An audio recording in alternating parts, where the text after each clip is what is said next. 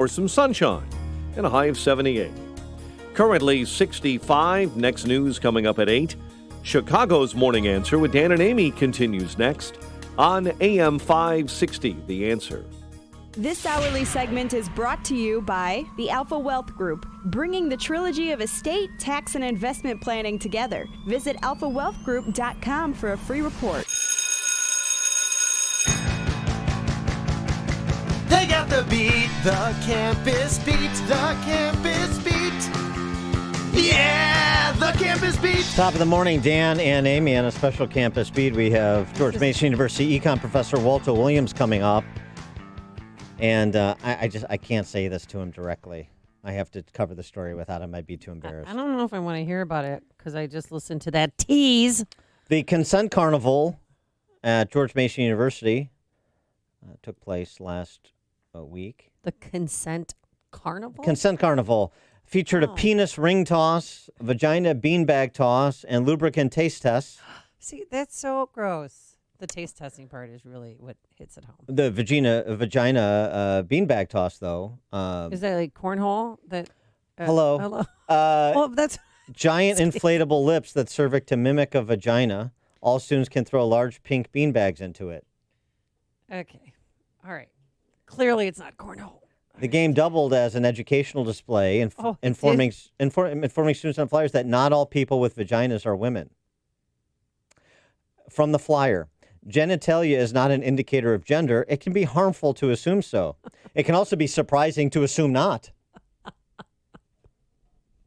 Who won the vagina beanbag contest? I don't have the... You don't have the top 10 finishers? What kind of a hack are you? Gosh. Mm-hmm. Get together, Prof. For the penis ring toss, Okay. I know you were that? interested. Yeah. I'm sorry.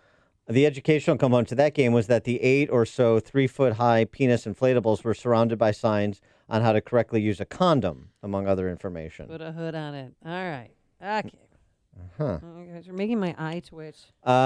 In a related story, with the whole gender fluidity construct, gender is a social construct, I regret to inform you that your adopted state of Iowa, since you're a University of Iowa grad, has been banned by California. Oh, I heard. California's not added following their ideas and norms. It's funny, the travel ban list. Boy, I know the left is very opposed to travel bans in certain contexts, but California put Iowa on the list of states on its travel ban because of the state's prohibition against public funding of gender transition surgeries under Medicaid. That tourism pipeline from California to Iowa, it was really big back in the day. Well, but it's all for like sports teams and stuff to travel. The California blacklist, California is going to be locked in. You're going to have to build a wall to keep people in, East Germany style, and I'm sure Gavin Newsom would be open to that. The blacklist includes Alabama, Kentucky, North Carolina, Texas, Oklahoma, Mississippi, and now Iowa. Where are they going to play any? Well, they're in the Pac-12. They'll just come here to beat up on Illinois, I guess. For more on state of play on campus, Professor Williams has written about this as not what we talked about, but some other more important topics on the academic side. We're pleased to be joined by his economics eminence, Walter Williams, professor of economics at George Mason University and syndicated columnist. Professor, thanks for joining us. Appreciate it. Good morning, and thanks for inviting me. Would you like to comment on the Consent Carnival at George Mason? I do not. This is the first time I've heard of it. Yeah, I'm sure. So you were not a participant in any of those games then? Yeah. Not surprising. All right, I wanted to get to your piece, which is about actually literally giving out A's for effort when it comes to skills like writing cogent papers. That's right. The American University hired a professor from Inouye, I think, from the University of Washington, and this professor is going to teach the other professors at American University that judging a person's writing abilities is kind of racist, and that students should not be graded on their writing ability, but the effort that they put into a project. Well, how do you go about determining that? I mean, is it the time that you spent in the construction of the paper? For the life of me, I don't know. I should have attended the lecture to find out. But however, I think that what he's talking about is forgiving and ignoring the writing ability of mostly black students, but he's going to hold white students speaking and writing. He's going to hold them to King's English, and the King's English is defined as standard or pure or correct English grammar. I wish I could have got an A for effort in my econometrics class at Northwestern, but I digress. So it's one thing to kill the English language with respect to allowing these students to graduate with phony baloney English degrees. It's another thing when it comes to medicine. And this op-ed in the Wall Street Journal by Dr. Stanley Goldfarb, who is a former associate dean at University of Pennsylvania's medical school, He talks about take two. The piece is called "Take Two Aspirin and Call Me by My Pronouns." He talks about how social justice and the politicization of higher education that has infected the undergraduate schools is now affecting the professional graduate schools like medicine. And he writes, the prospect of this new politicized medical education should worry all Americans because you're spending time not training doctors to be practitioners of responsible medicine. You're spending at least some time training them to be social justice warriors. That's right. And what it's going to do is going to encourage people to only go to doctors who are over 40 or 50 years old. Right. But I think some of this stuff is just really just really preposterous. Saying that that women aren't the only people that can have vaginas and all that kind of stuff. And myself, see, I'm old-fashioned. I'm in my 84th year of life.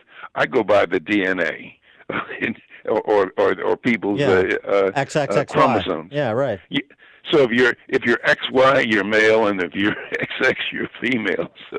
Yeah, but I understand that's very narrow. That's an antiquated way of thinking, Professor. You got to embrace the brave new world. Talk about what's happening on college campus, though, in terms of the quality of students. Now, in the economics discipline, which you have spent so many years as an educator, what have you seen in terms of the state of students? I always use this reference from Condi Rice, who talked about at Stanford, which she teaches at Stanford now. At Stanford, the biggest problem she has with her students is that none of them can write, going back to our previous conversation. But none of them can write, which means they're not thinking clearly. They can't think cogently. They can't write clearly. And so it's very difficult for them to offer much in the way of contextual dissertations on history or persuasive writing or anything of the sort, and that's a big problem. What about in the economics discipline? You're absolutely right. Now, our economics department, we have a worldwide reputation for being a free market, libertarian-type economics department, and we can boast of having had 2 Nobel laureates in economics on our faculty. And the students who, one of my jobs is I teach the incoming PhD students their first course in microeconomic theory. And these are students who self-select to come to George Mason University, and I've had no trouble. I've had no trouble with their writing, except sometimes there's something called their legibility that's required. And so, as a matter of fact, I tell the students that if I have to decipher an answer, I'm just going to assume that it's wrong. What's the 2 Nobel laureates, James Buchanan, who was the other one? Vernon Smith. Oh. And Vernon Smith, I'm very proud to say, I hired him when I was the chairman of the economics department, and he was here for a year, and he won the Nobel Prize. Now, you wrote in your article about the ethnic studies model curriculum. And just elaborate on that, please. In California, they proposed a program, an ethnic studies program, and the curriculum includes gross anti-Israel bias, and it teaches students that capitalism is racist and sexist. That's what they wanted to teach students. But however, fortunately, the California Department of Education took the proposal down off their website because they got a lot of blowback as a result of it. I wanted to get your reaction to the 1619 project that has been developed by the New York Times that's already insinuating its way into K through 12 curricula. What you think about sort of extending, expanding, and sort of recasting the history of America? Well, I think that if there's going to be a teaching of the history of America, we should get it quite right. And this New York Times writer, Nicole Hannah Jones, she's a staff writer for New York Magazine, and she said, and her article is called "America Wasn't a Democracy Until Black Americans Made It One," and I start out my column is that. The founders had utter contempt for the idea of democracy. You don't find the word democracy in either of our two most founding documents, both the Declaration of Independence and our United States Constitution. And the founders envisioned a anti-majority rule kind of government. And if you look at the Constitution, it is very anti-majority rule. That is, it takes 2/3 of houses of the Congress to propose an amendment to the Constitution. It takes 3/4 of the states to ratify it. It takes 2/3 of both houses to overturn a presidential veto, and there are many other measures. But to show that it's not a democracy, it's just a very easy way to do it, is to ask the question, when we pledge allegiance to the flag, is it for the democracy for which it stands or the republic? Yeah. Or we ask the question about the Civil War song, was it the battle hymn of the democracy or the battle hymn of the republic? And I think that a fundamental misunderstanding about the history of our country is not to recognize that we are supposed to be a republic.